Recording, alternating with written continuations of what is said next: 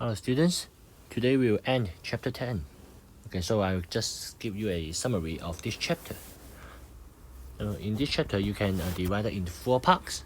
Okay, addition rule, multiplication rule, permutation and combination. So let's go through it one by one. First, we get addition rule. Okay, sometimes you will be easily mix up the addition rule and the multiplication rule, so you just remember one keyword is the step. So for the addition rule, remember there is only one step, okay, in the process. So like, okay, you just want to make the choice, okay, and only one choice, and you have, okay, n1 ways in method 1, n2 ways in method 2, okay, and so far so on. So the total number you will get n1 plus n2, okay, up to nk. Okay, so this is addition rule in one step. So multiplication rule, actually you may just imagine each step you can use addition rule, okay, in each step, and then for several steps you use multiply them together. So just the difference is there must be one step, okay, or above. So more than one step, then okay, for the different steps you use multiplication rule. But actually for the step 1, for example, here, the step 1, the n1 ways, it may be, okay, come from several methods, like in addition rule. So maybe you can just imagine in this way. For one step, within the step, you use addition rule. And for several steps, you use, okay, multiply them together. So here, the difference is, okay, n1 times n2, okay, up to nk. Okay, so now, okay, we go to we go to permutation. So permutation, just 2 important points to remind you. The first, it is, okay, the order is very important. So order matters. And the others, okay, sometimes you need to distinguish permutation and combination. So the keywords here is you see something like arrange or arrangement, okay, then you will know it is permutation. So let's see, okay, how to find. Imagine now we need to, okay, arrange 5 items, okay, in this order. Then we have n1 ways for the first one. So you can imagine this is step 1. And we have n2 ways for picking up the second one. Then this is step 2. Now you have to make 2 choices right here, for the first one and for the second one. And for the third one, you get n3, which is step 3, n4 for the fourth one, and n5. Then, what is the total number of arrangement? Should we use addition rule or multiplication rule? Because here we have 5 steps, right? You need to make 5 choices. So we get this.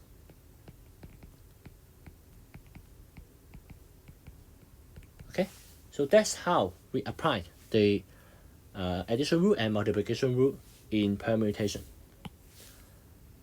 Let's go to 2 important skills. The first one, we need to put something together, and the second one, those things cannot be put together.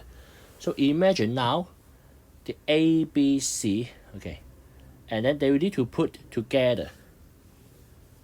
So what is the skill? Do you remember? Okay, is we try to put A, B, C in one box, and then the other, okay, and then separately. So now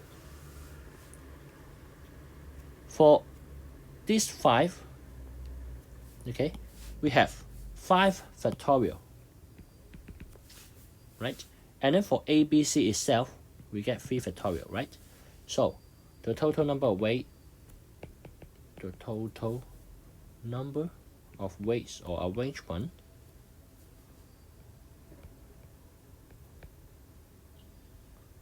will be 5 factorial multiplied by 3 factorial. Okay, so in part B. This time again, okay, we use ABC, but ABC cannot be put together. That means you cannot put ABC, and even you cannot put AB, nor BZ, or nor AZ, okay, together. They must be separate. So now, what is the skill? You remember? We have D, E, F, G here. Actually, this 4 will be used to separate ABC. So, ABC should be put in this 5 positions. Then, okay, for this 4, you get 4 factorial, right? And then for ABC, if they need to put in this 5 position, okay, for the first one, you get 5 choices, right? And for the second one, you will have 4 choices, and for the third one, you will get 3 choices. So,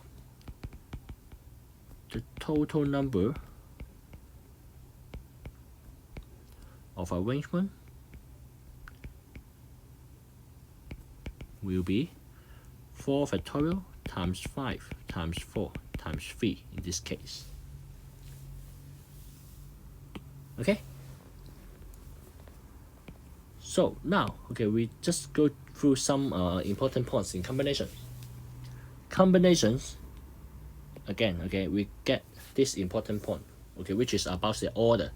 This time, the order, okay, doesn't matter, okay, it is not playing an important role here. And for the keywords in these questions will be selected or selection. Okay, so I just want to use these examples to illustrate these 4 questions. Okay, how to do. Now, imagine we have 3 boys and 5 girls in a class. And now we are going to pick 5 students from these 8 students. So, for A part, if there are no restrictions, so what is the answer? Then it is very easy. You get 8 students, right? And then you choose 5 of them. Okay, so now, okay, if we need to pick exactly 2 boys and 3 girls, then first of all, we have 3 boys here, right? So these 3 boys, we will pick 2 of them. So 3C2. So here, 2 means we have picked 2 students. Okay, and then for the girl, we have 5. And then we need to pick 3 out of these 5. So we will get 5C3. Okay, then these 2 you multiply together, you will get the answer. Again, these 3, then you will get 3 students. So total, you will have 5. So let's go to part C. Exactly 2 boys, 3 girls again.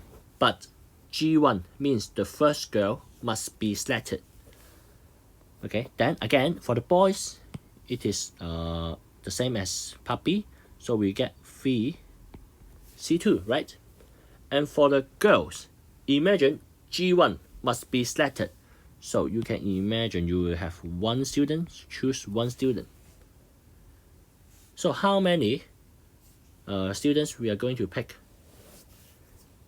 Now we have 2 and 1 already. So we need to pick 2 more from these 4.